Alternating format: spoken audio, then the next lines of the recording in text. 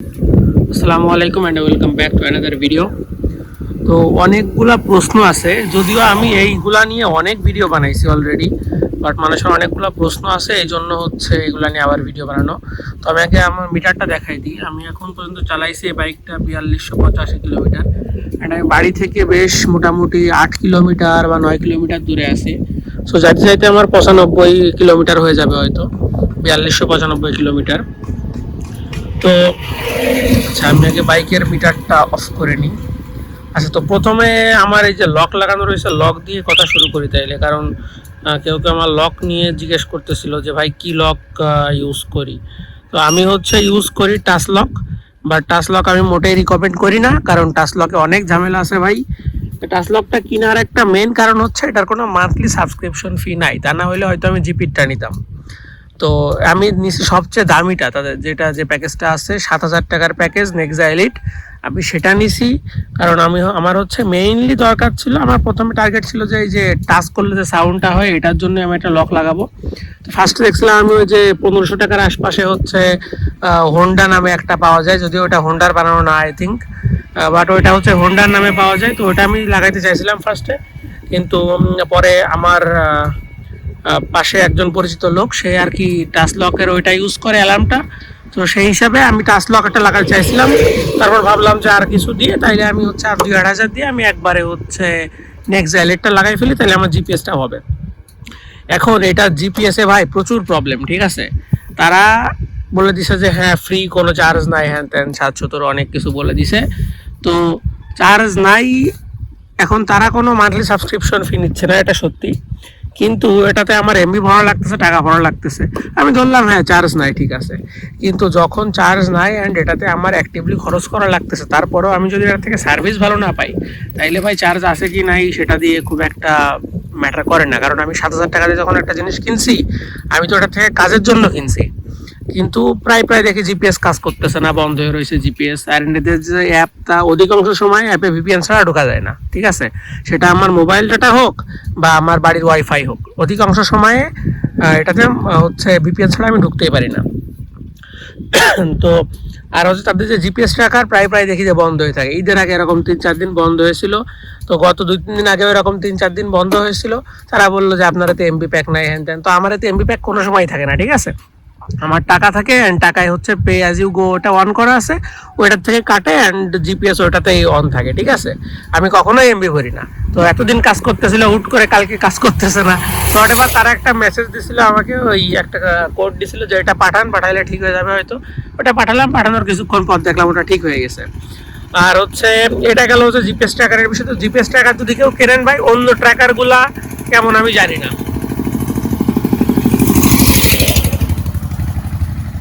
আচ্ছা, তো অন্যান্য যে ট্র্যাকারগুলো আছে, মোটোলক আছে, জিপির ট্র্যাকার আছে, আরও অনেক ট্র্যাকার আছে, এই ট্র্যাকারগুলো কেমন ভাই আমি জানি না, যেহেতু আমি এগুলো ইউজ করি নাই। বাট হচ্ছে টাচ লকের যে কেস সেটা আমি বলে দিলাম, ঠিক আছে। আর আরেকটা বিষয়, এবার হচ্ছে গাড়ির বিষয়ে যদি আসি, সবচেয়ে যে বিষয়ে বেশি প্রশ্ন আসে ভাই মাইলেজ কত। ভাই মাইলেজ নিয়ে আমার অনেক ভিডিও করা আছে, ঠিক আছে। আমার চ্যানেলে যদি 30টা ভিডিও থাকে টোটাল, তার ভিতরে মনে হয় 10টা ভিডিও হচ্ছে আমার মাইলেজ নিয়ে করা, ঠিক আছে। তো মাইলেজ ভাই এক এক সময় একরকম পাওয়া যায়, ঠিক আছে। আমি যদি হাইওয়েতে বেশি চালানো পড়ে তাইলে একরকম পাই মাইলেজ, আমি যদি হচ্ছে অবশ্যই হাইওয়ে আর ভিতরের রাস্তায় আমি মোটামুটি একই রকম পাই। মেইনলি এটা ডিফার করে আমি যদি হাইওয়েতে টানাটানি করি বেশি, ঠিক আছে। হাইওয়েতে তো 50-60-ও চালানো পড়ে অনেক সময়, এটা হাইওয়ের উপরে ডিপেন্ড করে। আমি যদি এক্সপ্রেসওয়েতে যাই তাহলে তো আমি 80-তেই চালাবো, 80-90-তেই চালাবো। আর যদি আমি নর্মাল হাইওয়েতে থাকি তাহলে 60-এর আশপাশে চালাইতে হয়, ঠিক আছে, খুব বেশি স্পিড আপ তো করা যায় না। তো এইগুলো মিলাই আমার হচ্ছে হাইওয়েতে আর এই বাড়ির আশপাশে যেসব রাস্তা দেখতেছেন এই একই রকম মোটামুটি মাইলেজ পাই, কারণ এসব রাস্তাতে ওই 35-40-45 এরকম চালানো পড়ে। আর হাইওয়েতে গেলেও হয়তো 55-60-65 এরকমই চালানো পড়ে, ঠিক আছে। হয়তো ওভারটেক করার টাইমে একটু 75-70 উঠলো, ঠিক আছে, এরকম। এছাড়া তেমন কোনো ডিফারেন্স আসে না। তো মোটামুটি যদি আমি সিঙ্গেল রাইড করি তাইলে ওই 55-60 এরকম মাইলেজ পাই। আবার ডাবল রাইড করলেও তাই পাই। ডাবল রাইড আমি যে সেলাই দাও করে আসলাম, করে এসে হচ্ছে আমি মাইলেজ টেস্ট করছিলাম, ওই একই রকমই মাইলেজ পাওয়া যায়, মনে হয় 61 পাইছিলাম। তো আমার একটু হিসাবে গড়বিল হইতে পারে, সামান্য গেলো কোনোবার তেল সামান্য একটু বেশি ভরা হয়ে গেলো, 20 টাকার তেল বেশি ভরা হয়ে গেলো, কোনোবার 20 টাকার তেল কম ভরা হয়ে গেলো, এরকম হইতে পারে। কিন্তু যে রেজাল্টটা আকাশ পাতাল কখনোই আসবে না, ঠিক আছে।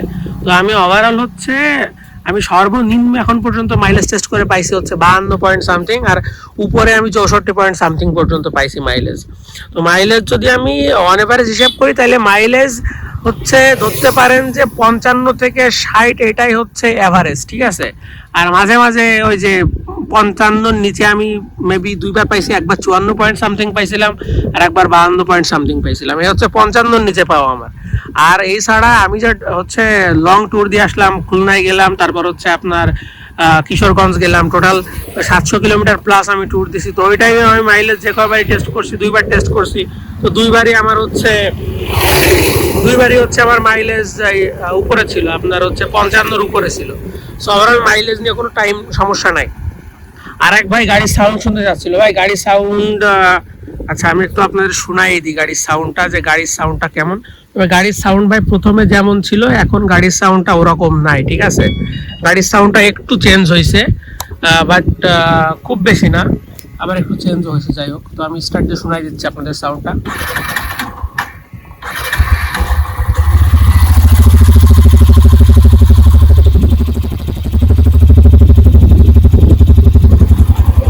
এখন যে সাউন্ডটা শুনলেন এটা ছিল প্রথমে হচ্ছে আমার কি বলে এক্সজস্টের সাউন্ড। আর একবার শুনে এক্সজস্টের সাউন্ডটা। তো আমি জানি না যে কতটুকু ভালো সাউন্ড আসবে, কারণ হচ্ছে তো অটোমেটিক্যালি নয়েজ ক্যান্সেল করে ফোনে, সো আমি সঠিক বলতে পারছি না। এবার আমি হচ্ছে ইঞ্জিনের সাউন্ডটা শোনাচ্ছি আপনাদেরকে।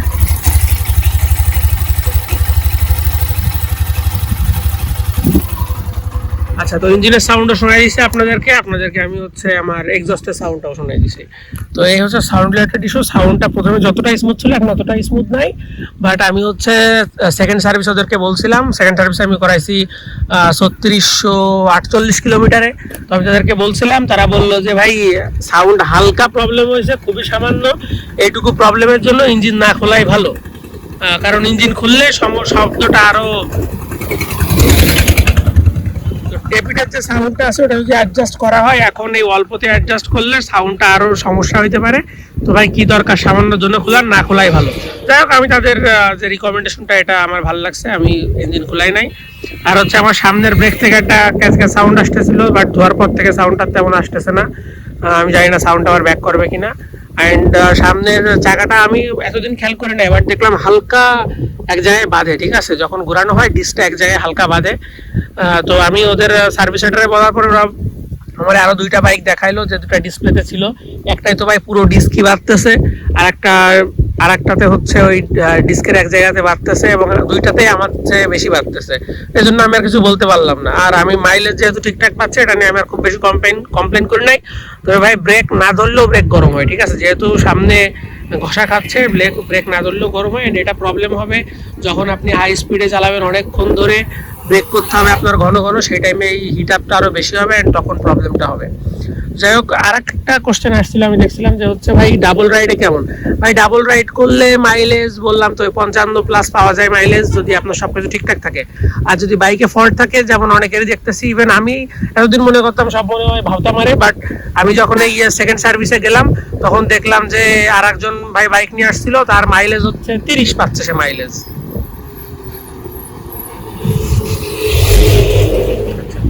তো তার মাইলেজ 30 পাচ্ছে। তো কয়েকবার ওনারা ফিক্স করার ট্রাই করছে, অ্যান্ড ওই দিন আবার মাইলেজ টেস্ট করলো ওই শোরুমের লোকজন, তারা করে এসে বললো যে না, মাইলেজ হচ্ছে 40-45-এর উপরে পাচ্ছে। তো ভাই যদি কেউ 45-এর উপরেও পাই, তাইলেও আমি বলবো যে ভাই এটা 125 সিসির বাইক, যদি কেউ কুত্তার মতো না চালায়, sorry for the language, but অনেকে আছে ভাই একদম ওই থার্ড গিয়ারে টানাটানি করে, ঠিক আছে, ওই সাউন্ড যাতে বেশি শোনা যায় এই জন্য। তো ওরকম যদি ভাই না চালায় কেউ, তাইলে গাড়ি ঠিকঠাক থাকলে একটা 125 সিসির বাইক থেকে আপনি যদি হচ্ছে সবসময় 70-80তেও চালান, তাও মাইলেজ 50-এর নিচে কোনোভাবেই নামলে সেটা ভাই যৌক্তিক না। কারণ আমি এক্সপ্রেসওয়েতে ভাই চালাইছি 1-1.5 ঘন্টা ধরে ওই 80-90-80-90তেই চালাইছি, কোনো সমস্যা, তাও ভাই আমি মাইলেজ ভালো পাইছি, ঠিক আছে। সো কেউ যদি ওই 70-80-90তে চালায়ও যদি মাইলেজ কম পাই, তার মানেও ভাই ঝামেলা আছে গাড়িতে, ঠিক আছে। তো এই হচ্ছে মাইলেজের বিষয়টা। তো ডাবল রাইড করলেও 55 নিচে তো আসার কথা না, সেক্ষেত্রে আপনি 50 ধরতে পারেন সর্বনিম্ন হইলে। তার নিচে ভাই আসলে তো ঠিক না, কারণ আমি আসার সময় যে যে ট্যুরটা দিছি, ট্যুরের অধিকাংশটাই আমি ডাবল রাইড করছি, ঠিক আছে। অ্যান্ড আমি যখন কিশোরগঞ্জ, ঢাকা থেকে কিশোরগঞ্জ এবং কিশোরগঞ্জ থেকে আমার বাসা পর্যন্ত, এটা পুরোটাই ভাই ডাবল রাইড ছিল, ঠিক আছে। কিন্তু আমি এখান থেকে ঢাকা যাওয়া পর্যন্ত, যশোর থেকে ঢাকা যাওয়া পর্যন্ত আমি সিঙ্গেল রাইড করছি। আরেকটা বিষয় বলি, সিঙ্গেল রাইড করলে ভাই এই বাইকটা 150 সিসির ফিল দেবে, ঠিক আছে। আমি এর আগে 150 সিসি, আপনি এখন ওই 4Bর সাথে তুলনা করলে হবে না ভাই। 4Bটা হচ্ছে আপনার ওই খাড়াটানের জন্যই বানানো, 4B, তারপরে জিক্সারে অনেক বেশি পাওয়ার, ওইগুলোর সাথে তুলনা করলে হবে না। বাট আপনি যদি এমনি কমিউটার সেগমেন্টের যে বাইকগুলো আছে, যেমন হচ্ছে আপনার যে হোন্ডার যে 150 সিসি বা 160 যে বাইকগুলো আছে, ওগুলার কাছাকাছি আপনি ফিল পাবেন। আমি এর আগে চালাইতাম হচ্ছে আপনার সিবি ট্রিগার ছিল, সিবি ট্রিগার চালাইতাম। তো সিবি ট্রিগার চালাই ভাই আমার কাছে যে ফিল হইতো, ডাবলে চালাইলে বা সিঙ্গেলে চালাইলে ওটা একই রকম প্রায় মনে হইতো। তো ওইখানে যে ফিল হইতো ভাই, এটা সিঙ্গেলে রাইড করলে একদম ওরকম ফিল হয়, মনে হয় যে আমি 150 সিসির বাইক চালাচ্ছি।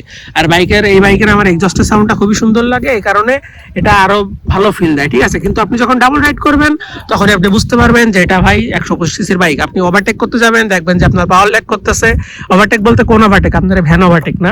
ওভারটেক বলতে আপনি যখন হাইওয়েতে কোনো ট্রাক ওভারটেক করছেন, ট্রাক রয়েছে 60-70 স্পিডে, আপনি এখন 5th গিয়ারে রয়েছেন, আপনি হচ্ছে 55 স্পিডে বা 50 স্পিডে, তখন আপনি ওভারটেক করতে গেলে একটু পেড়া খাবেন। কারণ হচ্ছে আপনার একটা ডাউন শিফট করতে হবে, আপনার 4th গিয়ারে নিয়ে আপনার টান দিতে হবে, তাইলে মোটামুটি ভালো রেসপন্স পাবেন। কিন্তু আপনি 5th গিয়ারে যদি ওভারটেক করতে যান 60 স্পিডে, 60 থেকে দেখা গেল আপনি 60-এ রয়েছেন, হঠাৎ করে আপনি 70-এ উঠাবেন ভাই, একটু পাওয়ার ল্যাগ ফিল করবেন। তো এই হচ্ছে ওভারঅল বিষয়গুলা। আর বাইকের বিল্ড কোয়ালিটি ভাই এখনো কোনো জায়গাতে কড়কড় ক্যাস ক্যাস খ্যাস খ্যাস সাউন্ড এখনো আসে নাই। অ্যান্ড আমি তো প্রায় 4500 কিলোমিটার চালাই ফেলছি। তো এটা হচ্ছে অবস্থা। আর ট্যাঙ্কে যে জং ধরার বিষয়টা বলতেছিল, যে ট্যাঙ্কে আমি জং ধরতে দেখি নাই, ঠিক আছে। আমি চেক করছি, আমি জং ধরতে দেখি নাই। তারপরেও আমি এখানে একটু আলোর ভিতরে আসি, আমি একটু এটা খুলে দেখাই আপনাদেরকে। তো ট্যাঙ্কে আমি ভাই কোনো জং দেখতেছি না। আমার অধিকাংশ সময় হচ্ছে ট্যাঙ্ক ফুল করাই থাকে। ট্যাঙ্কে অনেকের সমস্যা হয়, এখানে যে একটা দাগ আছে দেখতে পাচ্ছেন, একটা ঝালাই টাইপের একটা দাগ, এইখানে দেখতেছি অনেকে জং ধরছে। আমার এই জায়গাটাতে জং ধরে নাই, হালকা একটা লাল আভা আছে, বাট এটা মেজর কিছু আমার মনে হচ্ছে না এখন আছে। তবে আমার এই লকটাতে একটু ঝামেলা হয়েছে, দেখেন এটা চাপ দিলে আর এখন ঘোরে না, ঠিক আছে। কেন ঘোরে না জানি না, এখানে হয়তো হালকা তেল দিলে ঠিক হয়ে যাবে, হালকা একটু ঘুরায় একটা চাপ দিলে তারপর হচ্ছে এটা লক হয়ে যায়। হোয়াট এভার, এই ছিল ওভারঅল ইস্যু। আমার সবকিছু মোটামুটি ঠিকঠাকই চলতেছে। অ্যান্ড আমি গাড়ি কেনার পর থেকে তেল ভরছি টোটাল মেবি 3টা পাম্প থেকে, তার ভিতরে 4টা পাম্প থেকে, তার ভিতরে একটা পাম্প থেকে নিয়েছিলাম মেবি 250 ml তেল। কারণ আমার প্রথম কেনার পর 1 দিন বা 2 দিন পর হচ্ছে ওই তেল ভরা ছিল না, তখন গাড়িতে তেল ভরা হয়েছিল না, গাড়ি রাত্রেবেলা কেনা, তেল ভরা হয় নাই। তো সকালে যখন গাড়ি টাউন থেকে বাড়ি আনতেছিলাম, সেই টাইমে তেল শেষ হয়ে গেছিলো টাউনের ভিতরে। তো পাশের একটা পাম্প থেকে 250 ml একটা বোতলে করে কিনে আনছিলাম এইটা। তারপর থেকে আমি ঢাকায় একটা পাম্প থেকে 500 টাকার তেল নিয়েছিলাম। অ্যান্ড বাড়ির পাশেই অন্য একটা পাম্প থেকে আমি একবার তেল নিছি, মেবি ওই ট্যাঙ্ক ফুল করছিলাম ফার্স্ট দিন। এছাড়া আমি সবসময় আমার বাড়ির একদম 1 কিলো দূরে একটা পাম্প আছে, আমি সেই পাম্প থেকে তেল নিই। আমি ভাই সেই তেলেই এত মাইলেজ পাচ্ছি, কোনো সমস্যা নাই। আপনার যদি তেল ভালো না পান, তাহলে আপনার আইসেন ভাই, এসে আমার সাথে যোগাযোগ করেন, আমার পাম্পের থেকে তেল নিয়ে যান। যদি আপনার বাড়ি যশোরের আশপাশে হয় এবং আপনার মনে হয় যে আপনার তেলে খুব সমস্যা, তাহলে চেক করার জন্য আমি যে পাম্প থেকে তেল নিই, ওই পাম্প থেকে একবার তেল নিয়ে দেখতে পারেন, ঠিক আছে। তো এই ছিল ওভারঅল ইস্যু। আজকে হচ্ছে ওভারঅল যে টপিক নিয়ে কথা বললাম এই ছিল। রঙের কোয়ালিটি ভাই, রঙের কোয়ালিটি আমি আগেও দেখাইছি, সবকিছু ঠিকঠাক। বাট এই যে আমার গ্রাফ রাইলের এখান থেকে হালকা একটু কালার উঠে গেছিল, এই যে এই জায়গাটার থেকে। অ্যান্ড এই কালারটা, এই যে এই জায়গাটা দেখতে পাচ্ছেন হয়তো, অ্যান্ড এই কালারটা এখনো উঠা আছে। এছাড়া ভাই বাইকের আর তেমন কোনো আমি সমস্যা পাই নাই, গাড়ি ঠিকঠাক চলতেছে, কোনো মেজর ইস্যু পাই নাই। তো যদি মেজর কোনো ইস্যু পাই, আমি যেহেতু ভিডিও বানাচ্ছি, আমি আপনাদেরকে ভিডিও করে জানাই দেবো। আমার নিজের টাকায় কিনা বাইক ভাই, আমি কারো দালাল না। তো আজকের ভিডিওটা অনেক বড় হয়ে গেল। তো ভিডিওটি যদি কেউ সম্পূর্ণ দেখে থাকেন, তাহলে জানাবেন যে ভাই ভিডিও সম্পূর্ণ দেখাইছি, ভাই দেখছি। আপনি ভাই শুধু একটু কমেন্ট করেন, আমি অনেক খুশি হব যদি ভিডিও সম্পূর্ণ দেখে থাকেন। তো ভিডিওটি সম্পূর্ণ দেখার জন্য আপনাকে অসংখ্য ধন্যবাদ। দেখা হবে আবার পরবর্তী ভিডিওতে। আসসালামু আলাইকুম।